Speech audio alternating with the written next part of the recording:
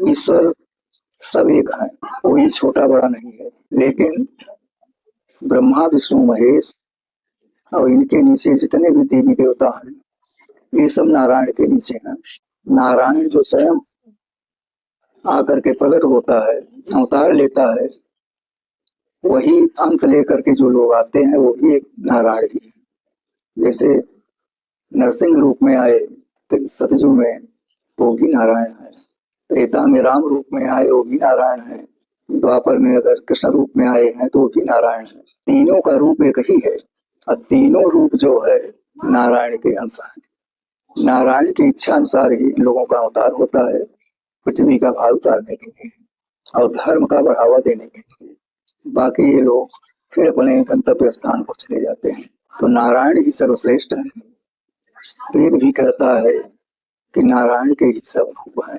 सारा संसार, सारा जगत नारायण में ही व्याप्त है। बंटवारा है ब्रह्मा विष्णु महेश का। ब्रह्मा जन्म देते हैं, विष्णु पालन करते हैं, शिव संहार करते हैं। तो समस्या आती है कि आखिर एक इनकी पूजा ध्यान करते हैं। तो ब्रह्मा से पूछा गया, तो ब्रह्मा ने बताया कि हम तो भाई नारायण का ध्यान करते हैं। विष्णु से शिव ने पूछा तो शिव ने कहा हम तो आप ही की आराधना करते हैं। आप चाहे विष्णु रूप में रहिए, चाहे राम रूप में रहिए, चाहे कृष्ण रूप में रहिए।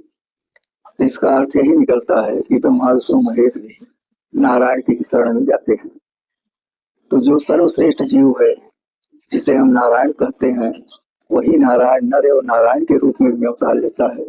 वही दशाएं अवतार भी लेता है। वही राम कृष्ण बन करके भी इस पृथ्वी पर आते हैं। तो ये सब नारायण के अंग हैं, अंश हैं। अंश और अंशी में बड़ा मतभेद है। तो इसलिए इसमें भ्रमित नहीं होना चाहिए कि नारायण बड़े हैं, कि राम बड़े हैं, कि विष्णु बड़े हैं, किसी बड़े हैं। अपनी जगह सब सही है। और जो मनुष्य सत्कर्म करके जीवन से लेकर मरण तक सत्कर्म किया, वही सत्पुरुष होता है। वही सत्पुरुष भी नारायण की जब आराधना करता है तो वही शक्ति रूप में अवतार लेकर के पृथ्वी पे आके भार पृथ्वी का उतारता है। तो सर्वश्रेष्ठ नारायण जी हैं और नारायण ही सर्वप्रथम देव माने जाते हैं। वेद भी नेत नेत कह करके छोड़ दिया है। तो वेद भी कहता है कि नारायण ही आदि नारायण के रूप में, और रूप तो उनका अनेकों है, हजारों है। वेद में पुरुष रूप में भी दिया है कि नारायण ही पुरुष है। पुरुष का अर्थ मनुष्य नहीं होता है, यहाँ पुरुष का अर्थ होता है कि देवों में सर्वश्रेष्ठ देव जो होता है वो पुरुष है। वही पुरुष है जिसके हजारों नेत्र हैं, हजारों सिर हैं, हजारों मुख हैं, हजारों हाथ हैं, हजारों पैर हैं, हजारों उदर हैं। और इसके अलावा भी वो एक हो जाता है। और एक होने के बाद वो अणु के समान प्रकाशमान होकर के एक जगह स्थिर हो जाता है।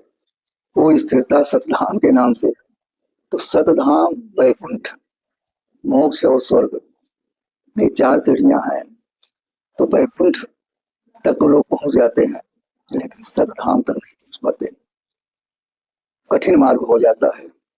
जैसे आपका विज्ञान है, वो राहु केतु तक पहुंचता है, चंद्रलोक तक पहुंच जाता है, लेकिन सूर्य तक अभी कोई नहीं पहुंच पाया। बड़े बड़े ध्यानी ज्ञानी भी, जैसे पक्षियों में जटायु थे, ये सब अपनी शक्ति के अनुसार जब उड़े, ते भी सूर्य के नीचे ही रह गए। और कुछ ऐसे थे जो कि सूर्य तक पहुंचने में जल के खत्म हो गए। तो जैसे विज्ञान अपने हद तक दौड़ता है, उसी प्रकार जीव भी साधना करके अपने लास्ट वैकुंठ तक ही जाता है। और सतधाम का अर्थ ही है, जीवन में अगर आप सत्य हैं, सत्कर्म कर रहे हैं, तो आपका सतधाम है। आपका यही शरीर के अंदर ही सब कुछ है। गंगा जमुना भी शरीर के अंदर है, चारों धाम यही है, चारों तीर्थ यही है, सारी क्रियाएं आपके ही शरीर के अंदर निहित हैं। तो इस निहित को पूर्ण करने के लिए ही नारायण का ध्यान किया जाना चाहिए। हरि ओम शांति।